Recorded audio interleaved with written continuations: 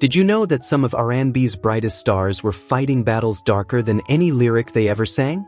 Behind the silky voices, platinum plaques, and sold-out arenas, many of our beloved R&B legends were drowning in addictions the spotlight could never expose.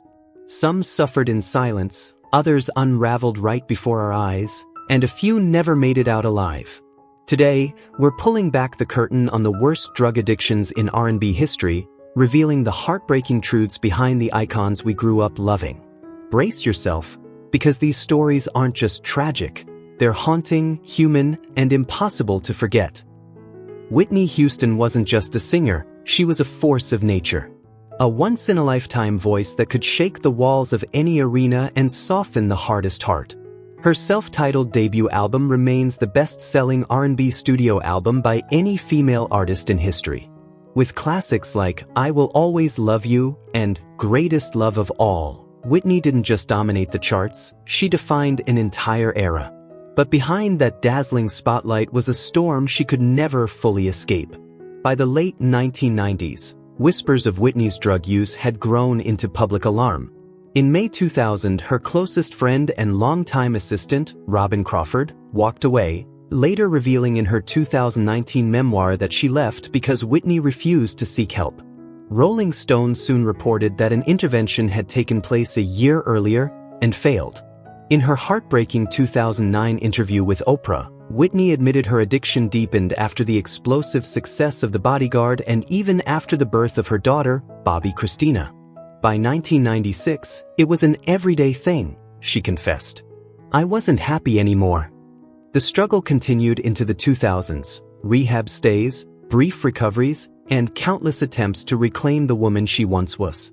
In May 2011, she checked into treatment again, calling it part of her long-standing recovery journey. Then came February 11, 2012. Whitney was found unresponsive in the bathtub of her Beverly Hilton suite. Witnesses said she had been acting strangely in the days before. Paramedics tried desperately to save her, but the icon who once carried the weight of the world with her voice was gone. The official cause, accidental drowning with cocaine use and heart disease listed as contributing factors. It was a tragic end to a life that burned impossibly bright, proof that even the greatest voices can be drowned out by battles the world never truly sees. Marvin Gaye. He wasn't just a singer, he was the heartbeat of Motown. With classics like How Sweet It Is, Ain't That Peculiar, and I Heard It Through the Grapevine, Marvin gave the world a voice that felt like velvet wrapped around a broken heart. But behind that breathtaking sound was a man quietly fighting for his life. Marvin's battle began in the early 1960s, during the Motown Revue, when he first experimented with drugs. What started as a small escape slowly grew into a storm he could no longer control. By the 1970s, cocaine had taken hold of him. In London, he fell into freebasing, and he even experimented with PCP, a drug notorious for dragging people into paranoia and chaos. As the addiction deepened, Marvin changed. The confident superstar became withdrawn, suspicious, and overwhelmed by fear. Depression swallowed him whole.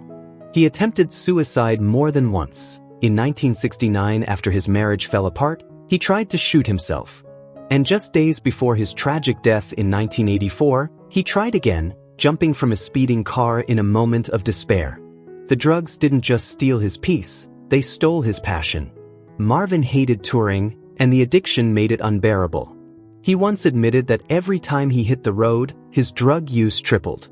He gave the world timeless music, but behind the curtain, he was slowly losing himself. Janis Joplin. Janis Joplin wasn't just a singer, she was a storm. A Texas girl with a scorched earth blues voice who stepped onto the stage and made the whole world stop breathing. She exploded into fame after her unforgettable, soul-rattling performance at the 1967 Monterey Pop Festival with Big Brother and the Holding Company. In a single night, that raw, burning voice turned her into one of the defining forces of late 60s rock.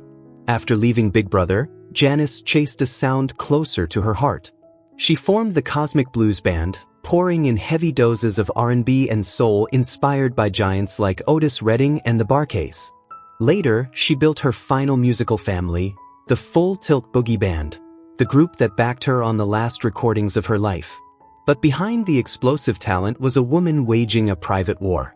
Janis struggled with heroin and alcohol, especially her notorious love for Southern comfort. By 1969, her addiction was spiraling.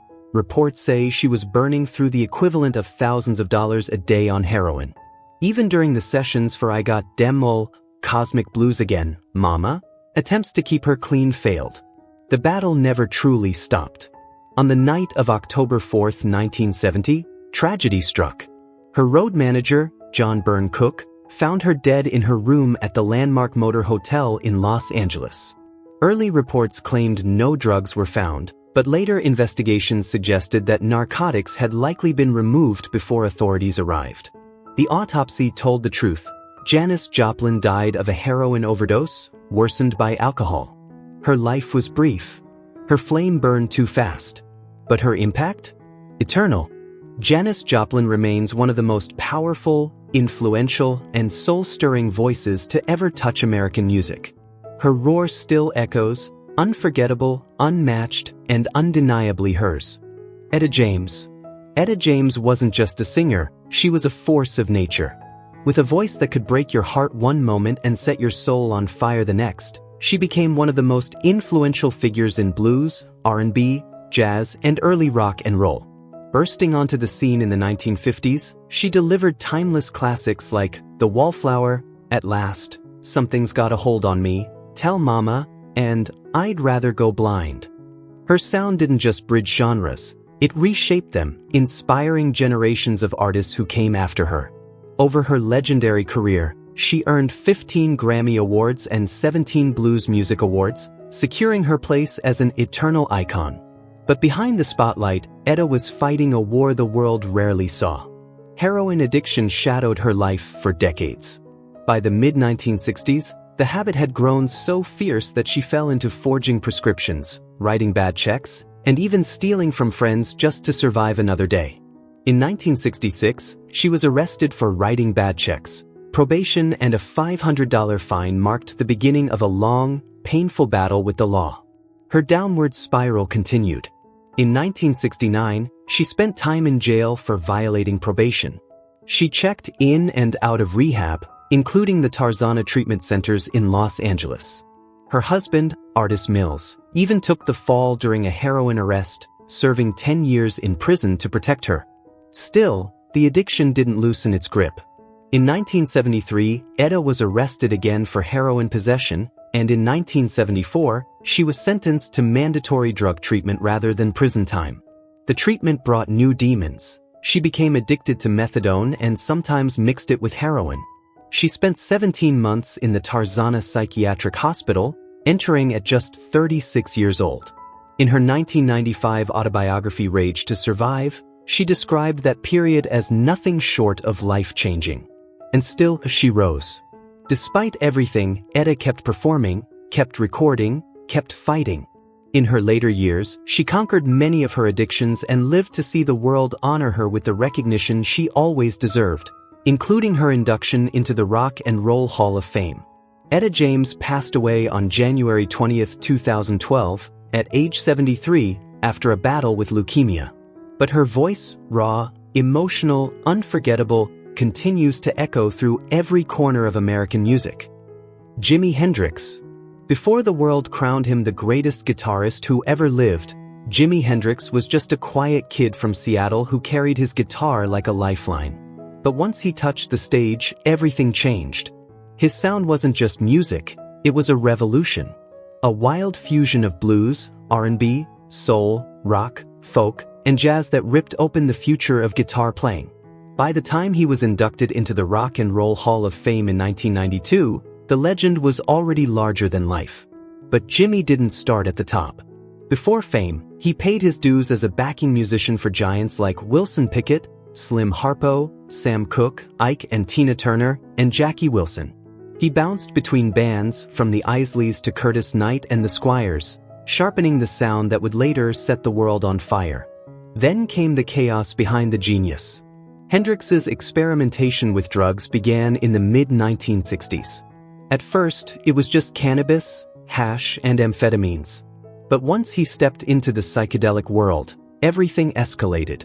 His first encounter with LSD came around 1966 when he crossed paths with Linda Keith. Some say the real spiral began after his explosive performance at the Monterey Pop Festival in 1967. According to biographer Charles Cross, Hendrix was so inexperienced with psychedelics that he once confused LSD with another drug, proof he was stepping into a world he didn't fully understand. By 1967, the drugs were no longer occasional, they were a lifestyle. Cannabis, hashish, acid, amphetamines, the same substances that fueled his creativity also haunted him on the road. And then the tragedy.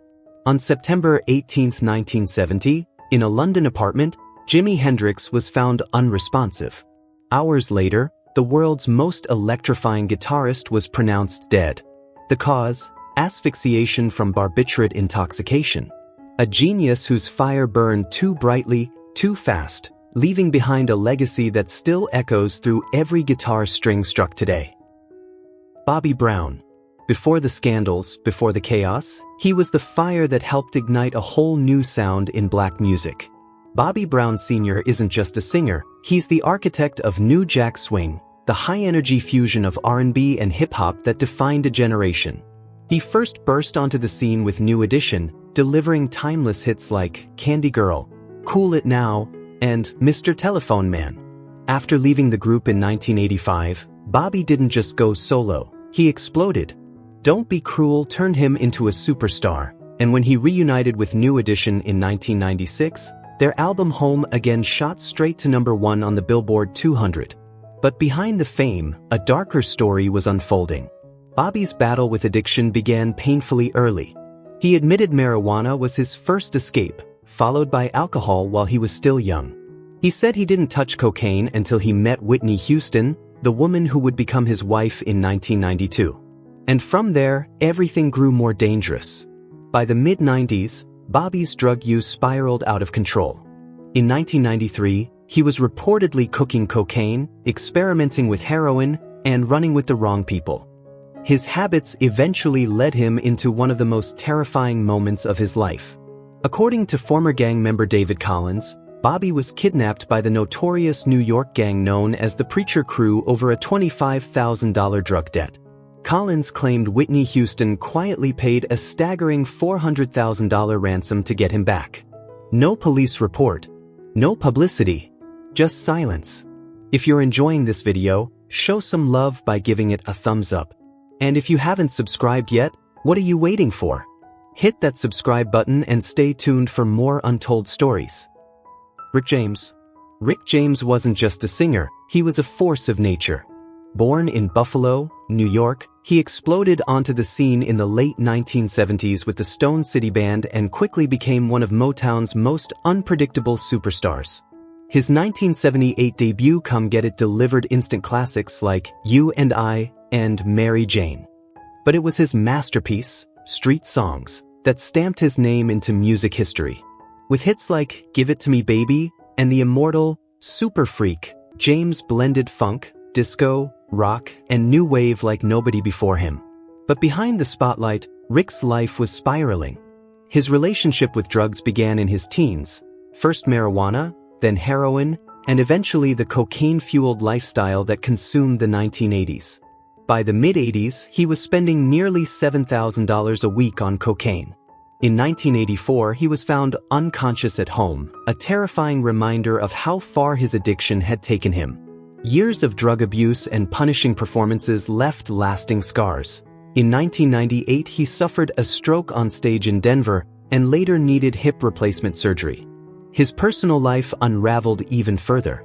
In 1991, Rick and his girlfriend Tanya Hijazi were arrested on horrific charges: kidnapping, assault, and torture. The victim, 24-year-old Frances Alley, claimed she'd been held for nearly a week, burned with a crack pipe, and forced into intimate acts during a cocaine binge. While out on bail, James committed another assault in 1992, this time allegedly abducting and attacking music executive Mary Sauger during a 20-hour ordeal. The funk icon who once ruled the charts had become trapped in the darkest version of his own legend. James Brown. If Rick James was wild, James Brown was volcanic.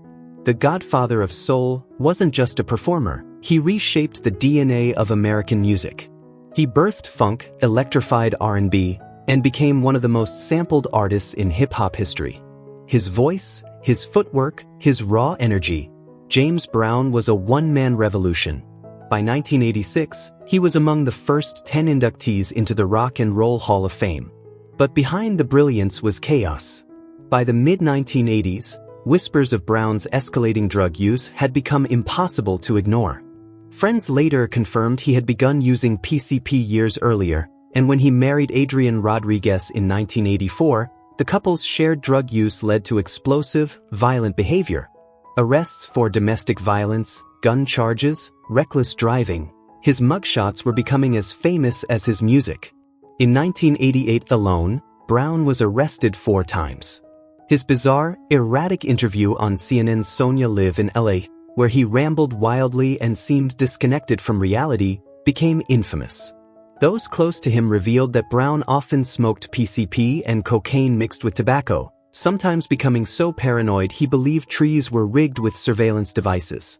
By the late 1990s, his addictions were still pulling him under. In 1998, he checked into rehab for prescription drugs, only to be arrested again soon after for gun and cannabis possession. And even near the end of his life, the demons hadn't loosened their grip. When he was hospitalized in December 2006, toxicology tests showed traces of cocaine. After his death, his widow claimed Brown continued smoking crack with a close female friend well into his final years. Ray Charles. Before he became a legend, he was a young man chasing sound, rhythm, and escape. Ray Charles racked up hit after hit, 44 songs on the R&B chart, 11 on the Hot 100, and even 2 on the country charts. But long before the fame, before the money, before the world called him a genius, Ray was already fighting a demon he couldn't outrun. At just 18, playing in the McSun Trio, Ray took his first puff of marijuana, believing it unlocked a deeper creativity. But the door it opened led somewhere far darker. Soon, he fell into heroin, a habit that wrapped around him for 17 long years. His first arrest came in 1955, when police caught him and his bandmates backstage with marijuana, a burnt spoon, a syringe, and a needle. Nothing slowed him down. As Ray's career skyrocketed, so did his dependence. In 1958, he was arrested again, this time on a Harlem Street corner, caught with narcotics and drug paraphernalia. By then, heroin owned him. His most serious trouble came on November 14, 1961, inside an Indiana hotel room just hours before a show. Police found heroin, marijuana, and other drug-related items. Ray confessed he had been using since he was 16. But because officers mishandled the evidence, the case collapsed. And Ray kept spiraling.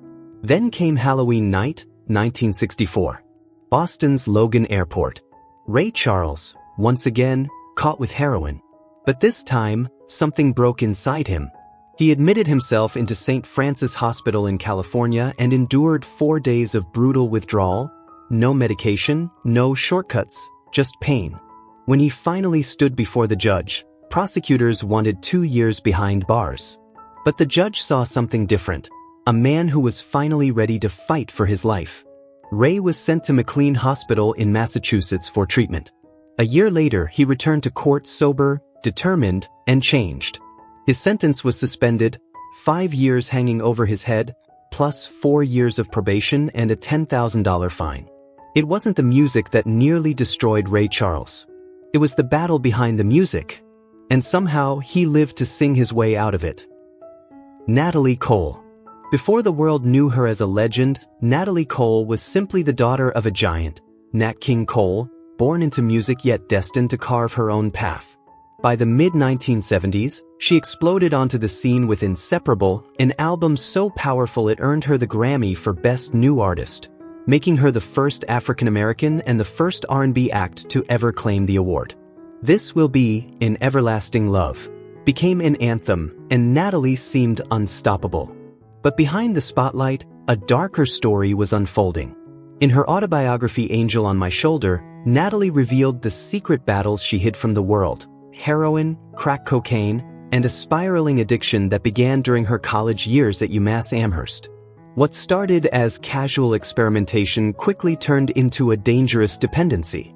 In 1975, the very year she became a star, she was arrested in Toronto for heroin possession. Fame rose, but her life was slipping through her fingers. Her addiction pushed her to terrifying extremes. She once refused to leave a burning building. In another moment, her young son, Robert, nearly drowned in their pool while she was lost in a drug binge. Natalie even confessed that, at her lowest point, she recruited clients for prostitutes just to feed her habit. But she also fought back. In 1983, recognizing that she was losing everything that mattered, Natalie entered rehab and began the climb back to herself. Her journey, from brilliance to rock bottom and back, is captured in her autobiography and its TV adaptation Living for Love, the Natalie Cole story, which brought her powerful, painful truth to millions. Natalie Cole wasn't just a voice. She was a survivor, a fighter, and a woman who refused to let her demons silence her song. Michael Jackson. The name alone feels electric. Michael Jackson wasn't just a singer, he was a phenomenon. A visionary. A once-in-a-century force who rewrote the DNA of music, dance, and entertainment.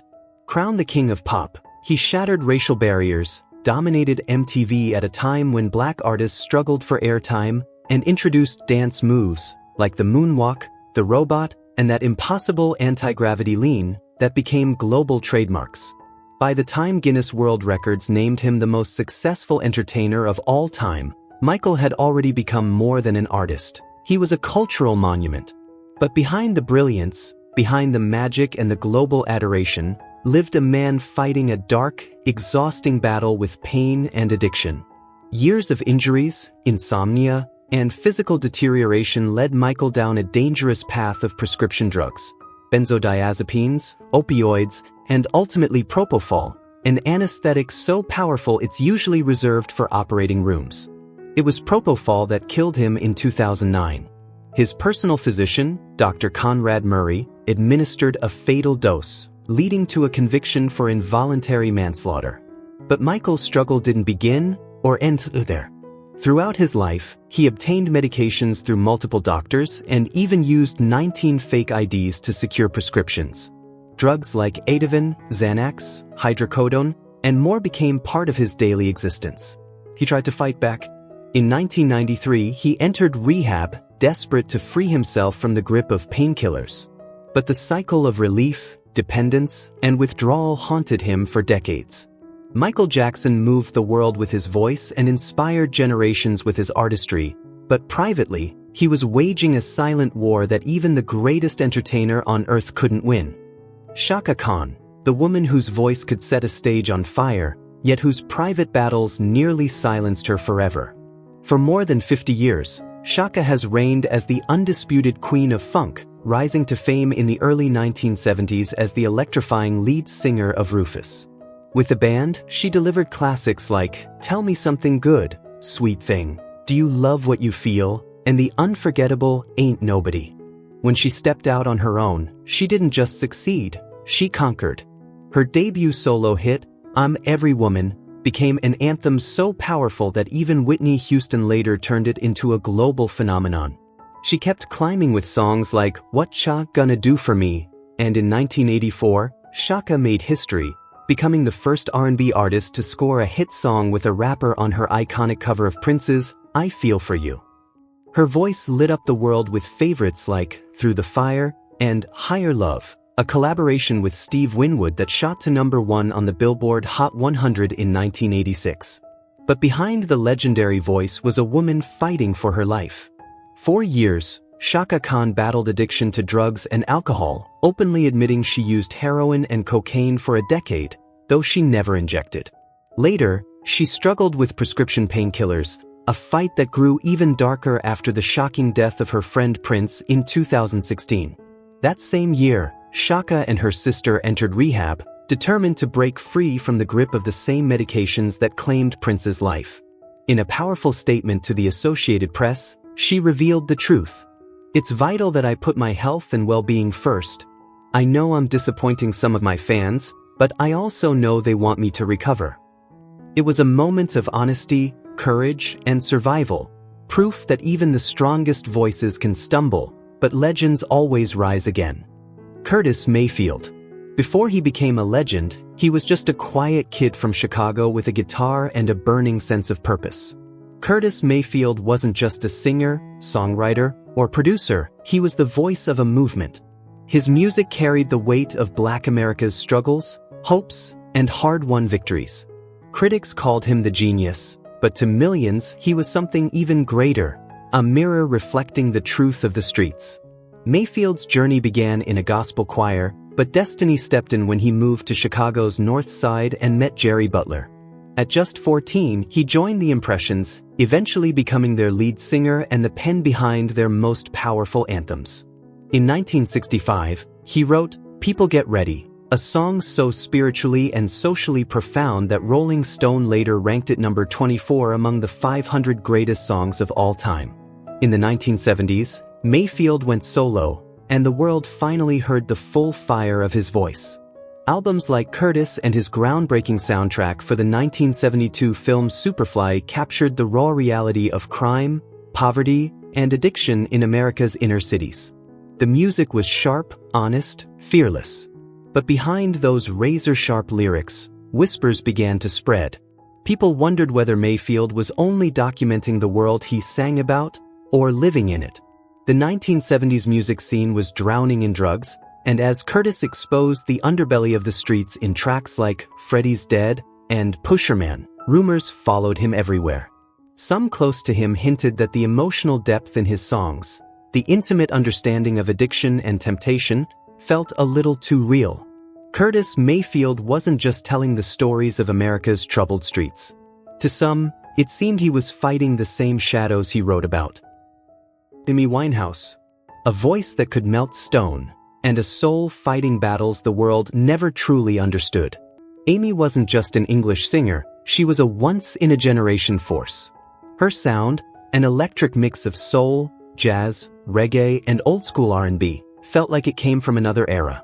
When Back to Black exploded onto the global stage, she became a superstar overnight, winning multiple Grammys and earning a place among the greatest voices of the 21st century.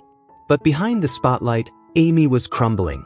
By 2005, addiction had woven itself into every corner of her life.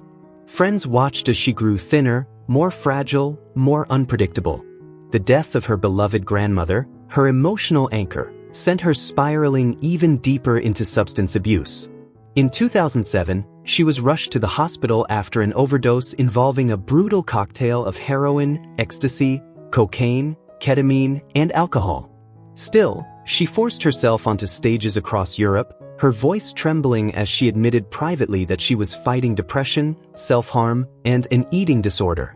Her struggle became a spectacle, paparazzi capturing her at her lowest, fans praying she would pull through. But Amy couldn't outrun her demons. On July 23, 2011, she was found unresponsive in her London home. The coroner confirmed the heartbreaking truth: alcohol poisoning, with a blood alcohol level 5 times the legal limit. At just 27, Amy Winehouse joined the Tragic 27 Club, forever linked with Jimi Hendrix, Janis Joplin, and Kurt Cobain, brilliant stars who burned out far too soon. Thanks for watching. Which of these legendary singers has touched your heart the most? Share your thoughts below. And don't forget to like, subscribe, and tap the notification bell so you never miss our latest stories.